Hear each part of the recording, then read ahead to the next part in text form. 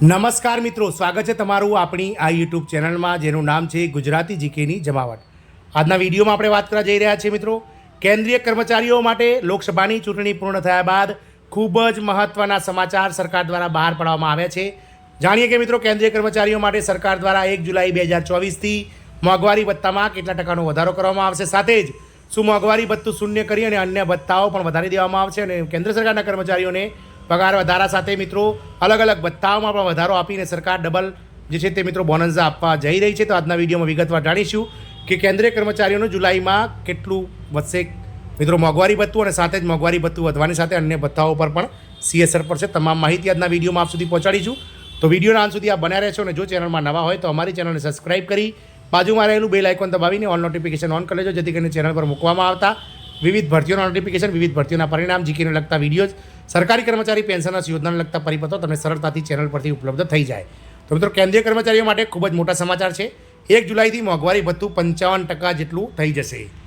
કેન્દ્રીય કર્મચારીઓ માટે જે છે તે મહત્ત્વના સમાચાર છે મિત્રો, જેમાં 1 જુલાઈથી મોંઘવારી ભથ્થું 55% થશે। જાણો અપડેટ, કેન્દ્રીય કર્મચારીઓ માટે સારા સમાચાર છે। કર્મચારીઓનું મોંઘવારી ભથ્થું જુલાઈ મહિનામાં જે છે તે 2024માં ફરી એકવાર વધવા જઈ રહ્યું છે। કેન્દ્ર સરકાર વર્ષમાં 2 વખત મોંઘવારી ભથ્થું વધારો કરે છે। આપ સૌ જાણો છો તે પ્રમાણે ગત રોજ મિત્રો માર્ચ મહિનામાં લોકસભાની ચૂંટણીની જાહેરાત પહેલાં કેન્દ્રીય કેબિનેટની બેઠકમાં મિત્રો કેન્દ્રીય કર્મચારીઓ અને પેન્શનર્સો માટે સરકારે 1 જાન્યુઆરી 2024થી જે છે તે 4% મોંઘવારી ભથ્થાને મંજૂરી આપી અને મોંઘવારી ભથ્થું જે 46% પ્રવર્તમાન હતું તેને વધારી અને 50% કરી દેવામાં આવી છે। હવે જાન્યુઆરી મહિનાથી હવે જુલાઈ મહિનાનો વારો આવે છે। તો સરકાર દર વર્ષે 2 વખત મિત્રો વર્ષમાં મોંઘવારી ભથ્થું વધારે છે, 1 જાન્યુઆરી અને બીજું 1 જુલાઈના રોજ મિત્રો સરકારે જાન્યુઆરીમાં ડીએમાં 4%નો વધારો કરી દીધો છે અને હવે જોવાનું એ રહે છે કે સરકાર આગામી સમયમાં લોકસભાની ચૂંટણી પૂર્ણ થયા બાદ જુલાઈ મહિનામાં ડીએમાં કેટલો વધારો કરશે। 1 જાન્યુઆરી 2024થી મોંઘવારી ભથ્થામાં 4% વધારાની મંજૂરી આપી દેવામાં આવી છે। હવે સરકારી કર્મચારીઓના પાછા ભથ્થા પણ ટૂંક સમયમાં વધવાના છે। Department of personal and training એટલે કે DOPTએ 2 એપ્રિલ 2024ના રોજ ઓફિસ મેમોરેન્ડમ મુજબ કેન્દ્ર સરકારના કર્મચારીઓ દ્વારા મેળવવામાં આવતા ભથ્થાઓ છોડવા માટે સૂચનાઓ જારી કરી છે।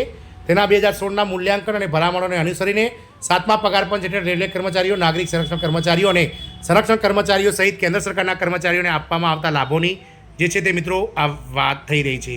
શું ડીએ વધીને કેટલા ટકા થશે? તો મોંઘવારીને જોતા સરકાર મોંઘવારી દરમાં 4થી 5%નો વધારો જુલાઈથી કરી શકે છે। જો સરકાર ડીએમાં 5%નો વધારો કરે છે તો 1 જુલાઈના રોજ કેન્દ્રીય કર્મચારીઓ અને પેન્શનર્સોનો ડીઆર વધી 55% થઈ જશે। કેન્દ્ર સરકારના કર્મચારીઓને હાલમાં 50%ના ધોરણે મોંઘવારી ભથ્થું અને મોંઘવારી રાહત ચૂકવવામાં આવી રહી છે।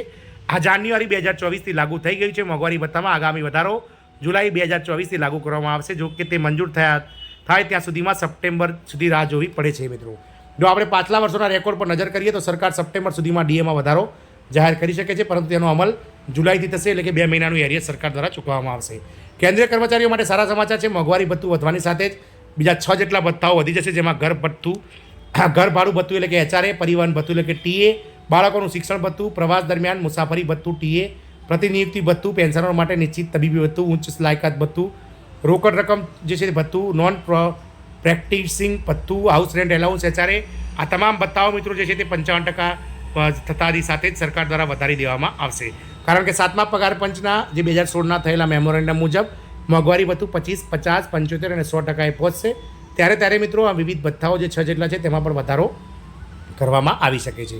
જોવાનું એ રહેશે કે આગામી સમયમાં મિત્રો 4 જૂનના રોજ 543 બેઠકોનું લોકસભાનું પરિણામ આવશે અને કોઈ એક પક્ષ દ્વારા મિત્રો નવી સરકારનું ગઠન 20 જૂન સુધીમાં કરી દેવામાં આવશે અને નવી સરકારનું પ્રથમ જે છે તે મિત્રો ચોમાસું સત્ર જુલાઈ મહિનામાં જે છે તે ભરાશે અને તેમાં વર્ષ 2024-25નું જે છે તે પૂર્ણકાલીન બજેટ રજૂ કરવામાં આવશે અને ચોક્કસથી આશાઓ એવું સેવાઈ રહી છે કે જુલાઈ મહિનાના બજેટ સત્રમાં સરકાર દ્વારા સરકારી કર્મચારી અને પેન્શનર્સોને રાજી કરવા માટે મોંઘવારી ભથ્થાની પણ જાહેરાત કરવામાં આવી શકે છે। જય હિન્દ, અસ્તુ।